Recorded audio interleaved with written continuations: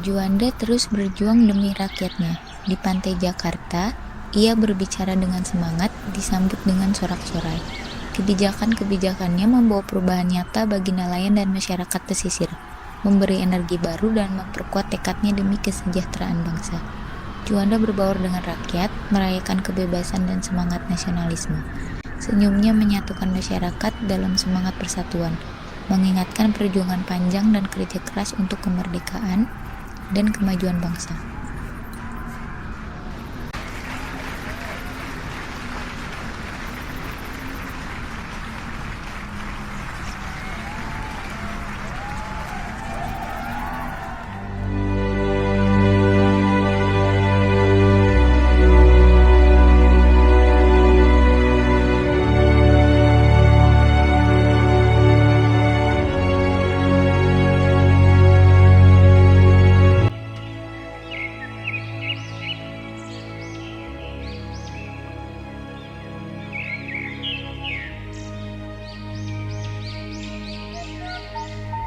Di tengah keindahan Tawanggalunggung yang megah, sebuah kisah besar akan dimulai. Pegunungan yang menjulang tinggi dan hutan hijau yang rimbun menjadi saksi bisu atas lahirnya seorang pahlawan. Di dalam sebuah rumah sederhana di Tasikmalaya, 14 Januari 1911, lahirlah Juanda, anak pertama Raden Kartawijaya dan Nyi Monat. Tangisan bayi itu menandai kedatangan seorang yang kelak menjadi pahlawan besar. Dalam dekapan penuh kasih sayang ibunya, Juanda tumbuh dengan cinta dan perhatian. Keluarga kecil ini tidak menyadari bahwa mereka sedang membesarkan seorang pemimpin masa depan yang akan membawa perubahan besar bagi bangsa.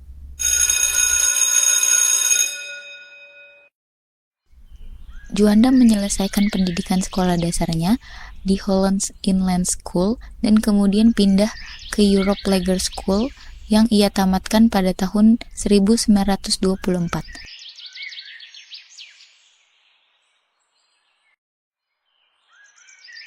Masa kecilnya dihabiskan dengan belajar di sekolah-sekolah terbaik. Juanda selalu bersemangat dalam setiap pelajaran dan dikenal sebagai anak yang cerdas dan rajin.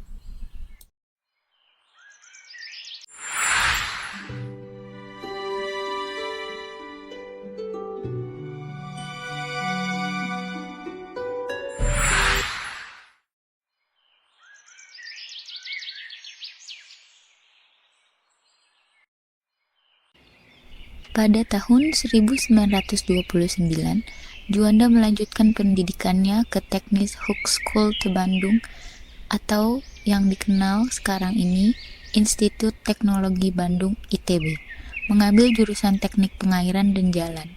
Di kampus yang dinamis ini, ia memperdalam ilmu pengetahuan dan teknologi dengan tekad yang kuat. Setiap hari ia habiskan di perpustakaan dan berdiskusi di kelas. Juanda juga aktif dalam organisasi mahasiswa, mengadakan acara dan diskusi yang membahas masa depan bangsa dengan penuh semangat. Pada tahun 1933, ia berhasil menyelesaikan pendidikannya, Insinyur Haji Juanda, dengan penuh dedikasi dan semangat juang, meraih gelar Civil Engineer dari Teknis Hogeschool te Bandung. Prestasi ini menandai awal dari perjalanan panjangnya dalam dunia teknik dan pembangunan infrastruktur Indonesia. Gelar ini juga membuka jalan bagi Juanda untuk berkontribusi secara signifikan dalam pembangunan bangsa, membawa perubahan yang nyata dan berdampak luas bagi masyarakat Indonesia.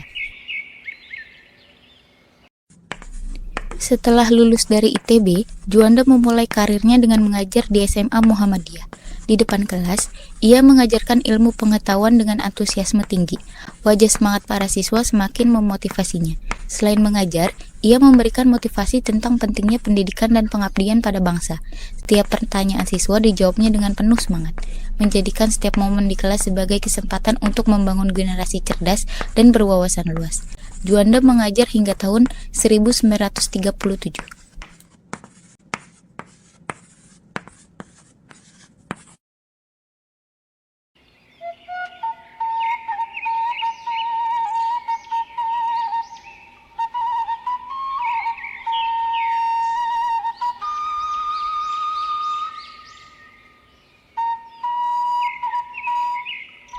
Setelah Juanda beralih ke dinas pemerintahan, berkontribusi di Jawatan Imigrasi Jawa Barat, dan sebagai anggota Dewan Jakarta, dia kemudian diangkat sebagai Kepala Jawatan Kereta Api Republik Indonesia di awal kemerdekaan, bekerja dengan tekun dan penuh dedikasi.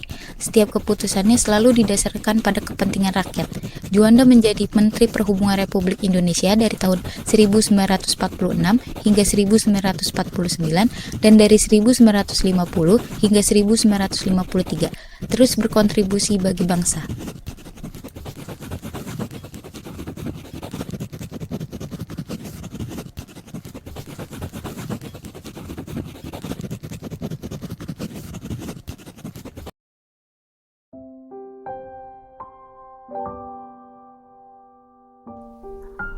Puncak karir Juanda tercapai ketika ia dilantik sebagai Perdana Menteri Indonesia ke-10 pada 9 April 1957, menggantikan Ali Sostro Amijoyo. Upacara pelantikan yang hikmat dihadiri oleh pejabat negara dan rakyat yang mendukungnya. Dengan penuh tekad, Juanda mengucapkan sumpah jabatan, berjanji melayani bangsa sebaik-baiknya. Tepuk tangan rakyat mengiringi langkahnya keluar dari upacara. Juanda menyadari amanah besar yang berada di pundaknya dan siap menjalankannya dengan sepenuh hati.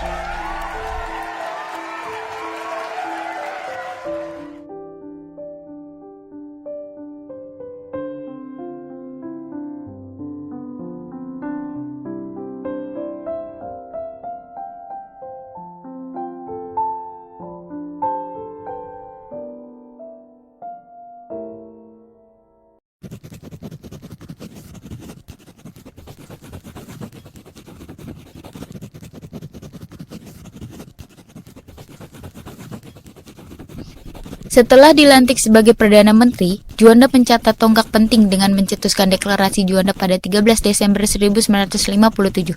Deklarasi ini menyatakan bahwa laut di sekitar, antara, dan di dalam kepulauan Indonesia adalah satu kesatuan wilayah NKRI, sesuai dengan konsep negara kepulauan dalam United Nations Convention on the Law of the Sea (UNCLOS). Dengan tekad kuat, Juanda menandatangani deklarasi ini di kantornya. Peta wilayah laut Indonesia diperluas menjadi simbol keberanian dan visinya. Dukungan dari ahli kelautan dan berbagai pihak memperkuat posisi Indonesia di kancah internasional, membuktikan perjuangan Juanda untuk kedaulatan bangsa di laut.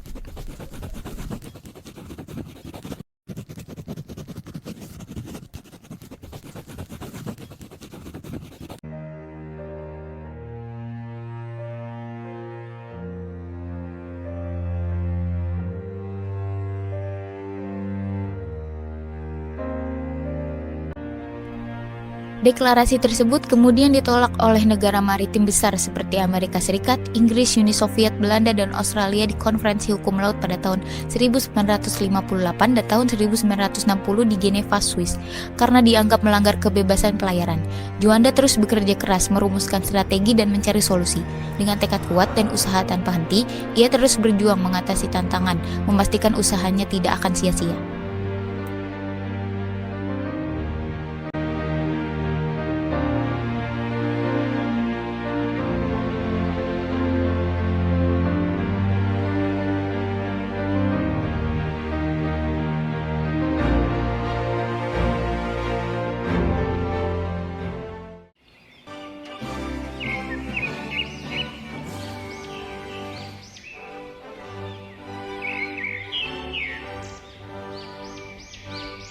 Kabinet Juanda dilantik pada 9 April 1957 di Istana Merdeka, diisi oleh 3 wakil Perdana Menteri dan 22 menteri dengan program bernama Pancakarya yang meliputi pembentukan Dewan Nasional, menormalisasikan keadaan internal Republik, implementasi penarikan perjanjian dalam Konferensi Meja Bundar pada tahun 1949, memperjuangkan Irian Barat, dan mempercepat proses pembangunan.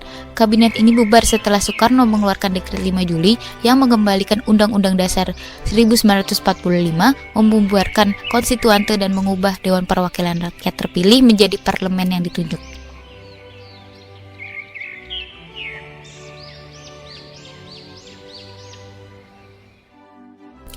Kemudian, pada Maret 1977, setelah wafatnya Juanda di Jakarta pada 7 November 1963, deklarasi Juanda resmi diakui dunia. Untuk mengenang jasa-jasanya, namanya diabadikan dalam berbagai bentuk.